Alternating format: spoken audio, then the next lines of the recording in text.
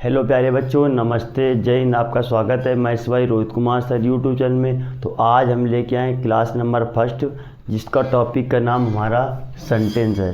आज हम सेंटेंस के बारे में बहुत ही विस्तार से समझेंगे। क्लास वो 6 का हो या 7 का हो या 8 का हो या 9 का हो या 10 का हो, किसी भी क्लास का बच्चा हो, अगर टॉपिक में या बुक में सेंटेंस दिया गया है तो इस वीडियो से तुमको सेंटेंस से कभी तुमको दिक्कत नहीं होगी। आज के बाद तुमको सेंटेंस दोबारा पढ़ने की किसी से ज़रूरत नहीं है।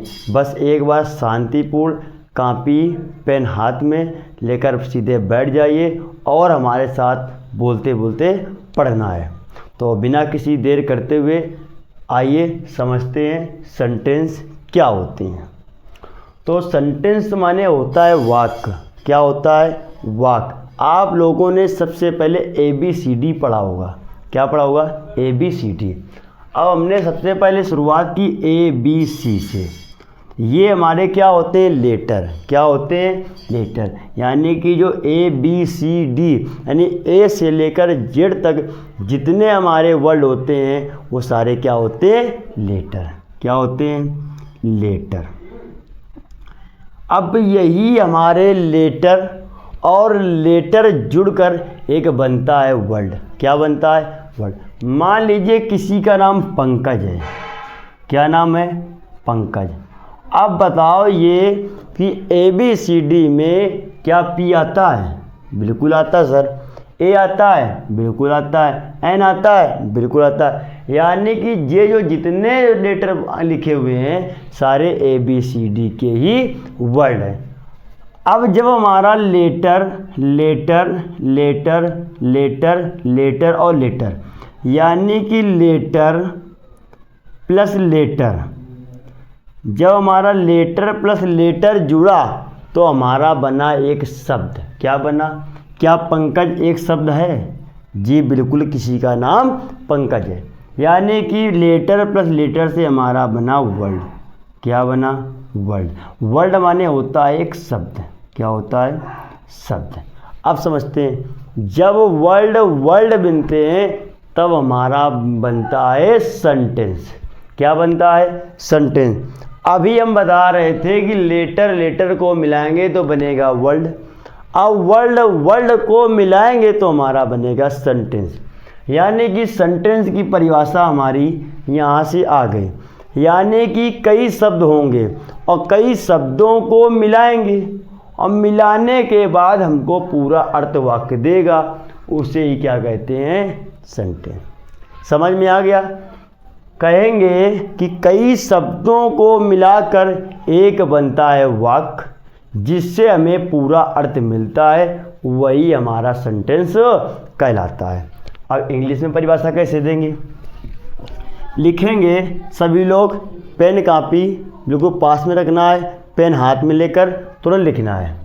लिखते साथ साथ a sentence is a group of word that makes a complete sense is called sentence।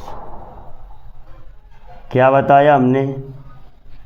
कि a sentence is a group of word that makes a complete sense is called sentence.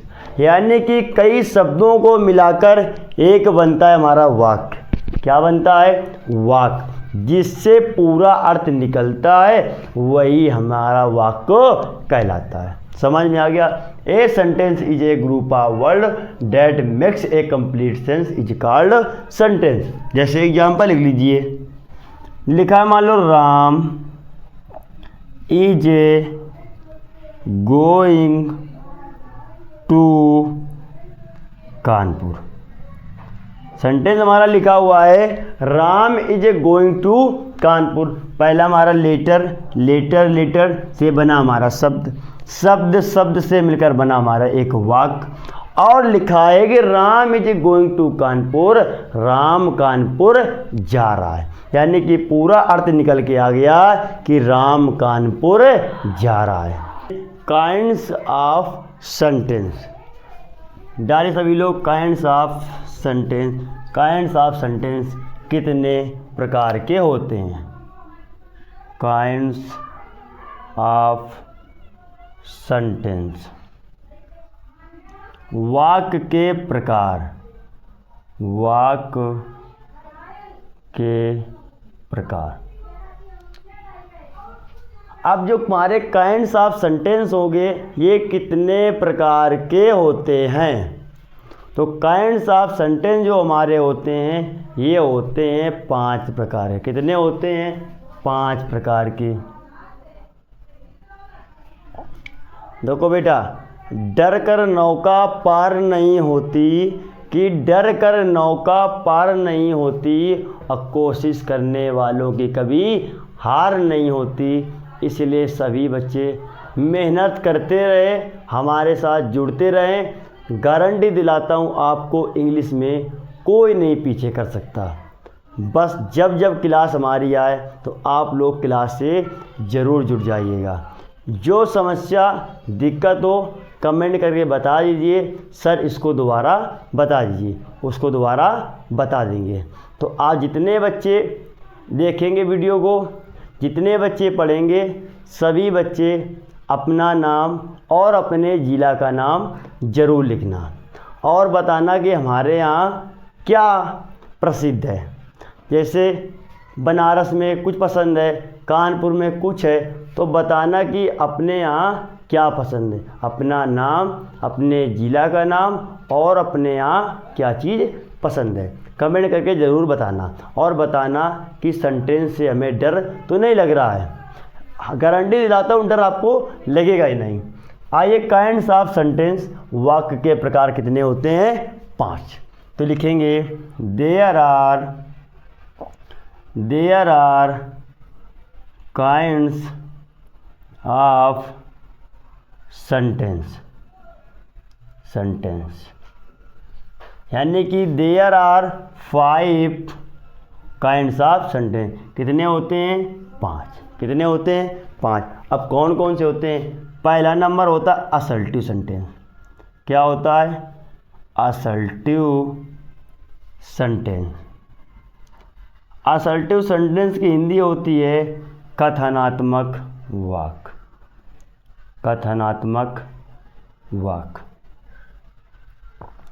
आपको सेंटेंस की class 2 class आएंगी। पहली class में आपको sentence लिखवाया है और काइंड्स ऑफ सेंटेंस लिखवा रहे हैं। जब हमारी क्लास दूसरी आएगी उसमें आपको काइंड्स ऑफ सेंटेंस जो लिखवाएंगे उनकी परिभाषा विस्तृत से जानकारी दी जाएगी। तो सभी लोग क्लास 2 को भी ज़रूर देखना और क्लास 1 को तो बिल्कुल ही देखना।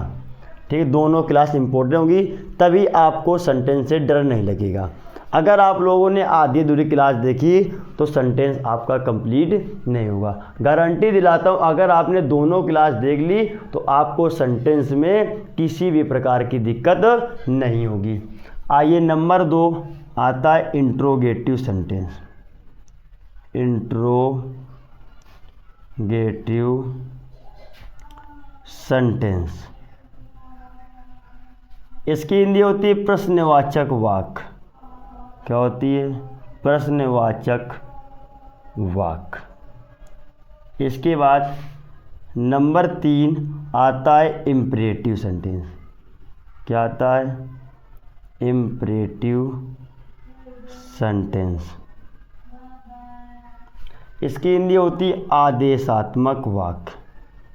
क्या होती है? आदेशात्मक वाक्य। हमारे 3 तो लिख गए और हमारे 2 बचे। सभी लोग कमेंट करें कि चौथा कौन सा है। सभी बच्चे कमेंट करें कि चौथा क्या होता है और 5वां क्या होता है।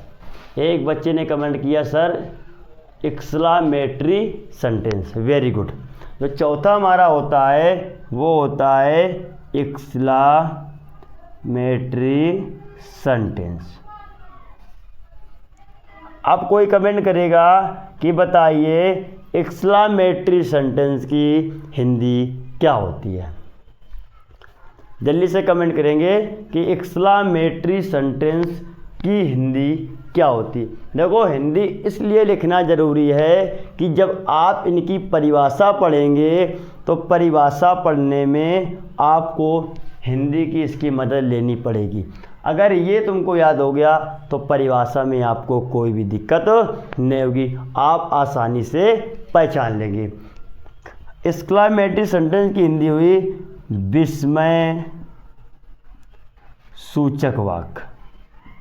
विस्मय सूचक वाक्य। इसके बाद नंबर 5 आता है ऑप्टेटिव सेंटेंस।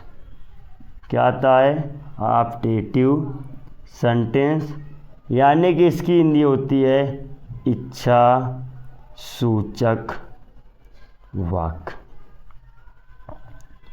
तो हमने आज की क्लास में सेंटेंस और सेंटेंस के प्रकार पढ़ लिए।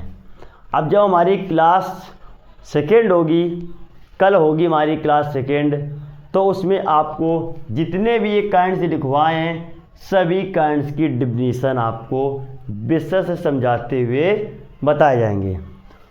तो आपको करना क्या है, आपको कॉपी में सेंटेंस और सेंटेंस के प्रकार लिख लेना है और इनको आराम से याद कर लेना है। जब क्लास सेकेंड आए तो सेकेंड को देख लेना, इसके बाद आपको सेंटेंस से बिल्कुल डर नहीं लगेगा, ये गारंटी दिलाता हूँ। और जो बच्चे अभी नहीं पढ़ रहे हैं उनको ज़रूर बता देना कि रोहित सर पढ़ाने लगे इंग्लिश एकदम बेसिक से। तो इंग्लिश से नहीं डरना है, इंग्लिश से लड़ना है। तो आज बता दिया कि एक क्लास सेंटेंस खल्लास, लेकिन यहाँ पर 2 क्लास चलेंगी तो कहेंगे 2 क्लास सेंटेंस खल्लास। तो मिलते हैं नेक्स्ट वीडियो में, तब तक के लिए जय।